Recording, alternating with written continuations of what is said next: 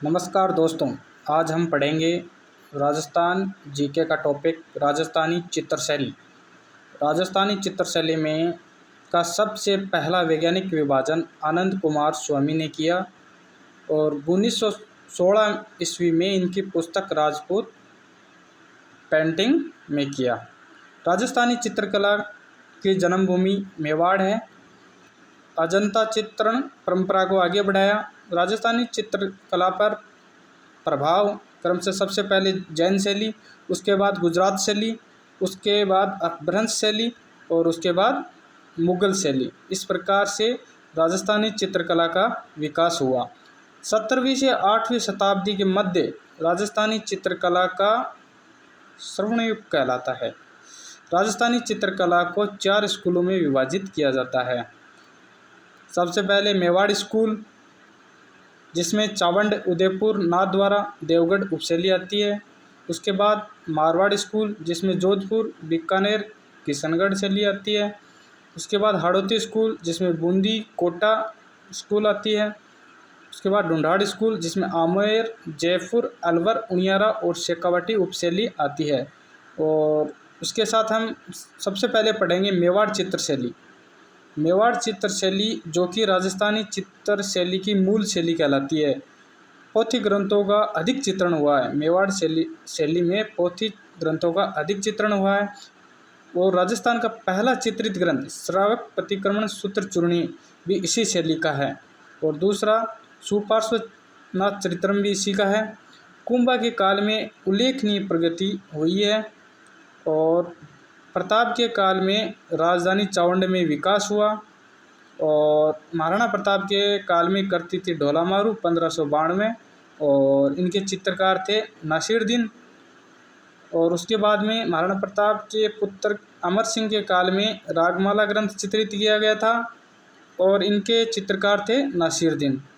इसमें एक बात ध्यान में रखनी है कि प्रताप और अमर सिंह के काल में नासिरुद्दीन चित्रकार थे और जगत सिंह प्रथम के काल में सैफुद्दीन चित्रकार थे। इसी के साथ महाराणा जगत सिंह फर्स्ट शैली का स्वर्णयुग कहलाता है। यानी महाराणा जगत सिंह का काल है ना, वो मेवाड़ शैली का स्वर्णयुग कहलाता है और इनके चित्रकार थे सैफुद्दीन। और इन्हीं के समय में राजमहल में चित्रों की ओवरी और तस्वीरों कारखानों विद्यालयों की स्थापना की गई। मेवाड़ शैली राजस्थानी चित्र शैली की मूल शैली है और इसमें शिकार के दृश्यों की प्रधानता है। इसमें जो भी ये चित्र शैली है, इनमें एक बात ध्यान में रखनी है कि मेवाड़ शैली में शिकार के दृश्य की प्रधानता है। नाथद्वारा शैली में केलों की वृक्षों की प्रधानता है। और बूंदी शैली में पशु पक्षियों के चित्रों की प्रधानता है। और देवगढ़ शैली में कृष्ण लीला चित्रण की प्रधानता है। इसी के साथ हम आगे पढ़ेंगे नाथद्वारा शैली। नाथद्वारा शैली श्रीनाथ कृष्ण की लीलाओं का मुख्यतः चित्रण हुआ है। इसमें नाथद्वारा पुष्टि मार्गीय संप्रदाय का प्रमुख केंद्र है। नाथद्वारा है वो पुष्टि मार्गीय संप्रदाय का प्रमुख केंद्र है। श्रीनाथ जी की भक्ति का प्रमुख केंद्र है। श्रीनाथ जी के स्वरूप के पीछे बड़े आकार के कपड़े की जो पर्दा लगता है उसको पिछवाई कहते हैं। इसी शैली की पृष्ठभूमि में सघन वनस्पति और केलों की वृक्षों की प्रधानता है। इस चित्र शैली में केलों की वृक्षों की प्रधानता है। देवगढ़ शैली महाराणा जय सिंह के समय रावत द्वारकादास चुंडावत ने देवगढ़ ठिकाना 1680 में स्थापित किया। तब से इस शैली को देवगढ़ शैली का यहाँ पे जन्म हुआ। इस शैली को प्रकाश में लाने का श्रेय श्रीधर अंधारे को है। देवगढ़ शैली का प्रकाश में लाने का श्रेय किसे है? श्रीधर अंधारे को। इस शैली में शिकार के दृश्य, हाथियों की लड़ाई के दृश्य, राजदरबार के दृश्य और कृष्ण लीला के चित्रण का अधिक चित्रण हुआ है। इस शैली को मारवाड़, मेवाड़, ढूंढाड़ की समन्वित शैली के रूप में देखा जाता है और रंगों में हरे और पीले रंगों का अधिक प्रयोग हुआ है। इसके बाद में हम पढ़ेंगे दूसरी चित्रशैली है मारवाड़ चित्रशैली। मारवाड़ साहित्य के प्रेमाख्यान पर आधारित चित्रण अधिक हुआ है। लाल और पीले रंग का मारवाड़ी चित्रशैली में अधिक विकास हुआ है। वीरजी चित्रकार जो कि 1623 में रागमाला का चित्रण किया था। 19वीं शताब्दी में मारवाड़ नाथ संप्रदाय से प्रभावित हुआ और उनके काल में राजा थे राजा मान सिंह, और चित्रकला का मठों में भी विकास हुआ।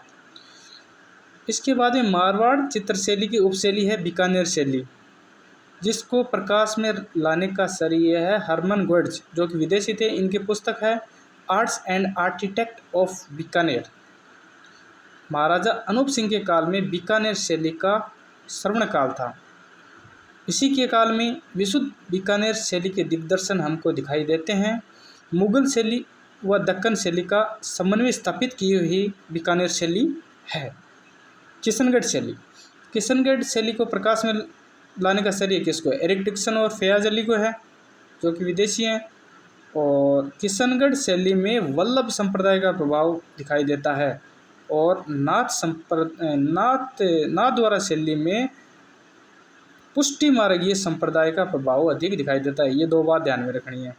और किशनगढ़ शैली के राजा थे राजा सावंत सिंह नागरीदास से, और इनका जो चित्रकार था वो था मोरध्वज निहालचंद थे, और इनका चित्र था बनी ठनी और चांदनी रात की संगीत गोष्ठी। अगली चित्रशैली है ढूंढाड़ चित्रशैली। मुगल प्रभाव सर्वाधिक था इस शैली पर। आमेर शैली के प्रारंभिक चित्रित ग्रंथों में यशोधर चरित्र है। विकास किसके काल में हुआ? मानसिंह व मिर्जा राजा जयसिंह के काल में सर्वाधिक विकास हुआ।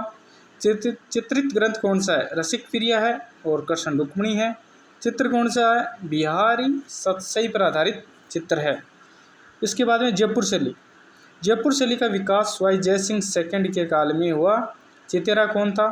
साहिब राम था जो कि आदमकद चित्र पोर्ट्रेट बनाता था। इसने सबसे पहले स्वाई ईश्वर सिंह का आदमकद पोर्ट्रेट बनाया। इसकी विशेषता क्या है? विविधता क्या है? विविधता है कि चित्रों में हाशियों की प्रधानता है इसमें। अलवर शैली, इसमें मूल रूप से राव राजा प्रताप सिंह, बख्तावर सिंह और विनय सिंह का सर्वाधिक योगदान है। चित्रकार थे बलदेव मूलचंद जो कि मूलचंद चित्रकार थे, वो हाथी दांत पर चित्रकारी करते थे। चिकने व उज्ज्वल रंगों का सर्वाधिक प्रयोग और ईरानी, मुगल, जयपुर शैली का उचित समन्वय। वेश्याओं के चित्रों की प्रधानता अलवर शैली में है। पशु पक्षियों के चित्रों की प्रधानता बूंदी शैली में है और शिकार के दृश्यों की प्रधानता मेवाड़ शैली में है। प्रेमाख्यान पर आधारित चित्रों का विकास सबसे ज़्यादा मारवाड़ शैली में हुआ है और नाथद्वारा शैली में श्री कृष्ण के चित्रित ग्रंथों का अधिक विकास हुआ है। उनियारा शैली, नरुका ठिकाने में इस शैली के विकास का मार्ग प्रशस्त किया। श्रेष्ठ कलाकार थे उनियारा शैली के भीमा, मीरबख्श, काशी, रामलखन और भीम। अब आखिरी चित्रशैली हम पढ़ेंगे हाड़ौती चित्रशैली। इसमें इसकी उपशैली कौन कौन सी है? हाड़ौती चित्रशैली की दो उपशैली है, बूंदी शैली और कोटा शैली। सबसे पहले पढ़ेंगे बूंदी शैली। इसमें पशु पक्षियों के चित्रण की प्रधानता, नारंगी व हरे रंग की प्रधानता है। किसके काल में? राव छत्रसाल, भाव सिंह, उमेद सिंह का सर्वाधिक योगदान है।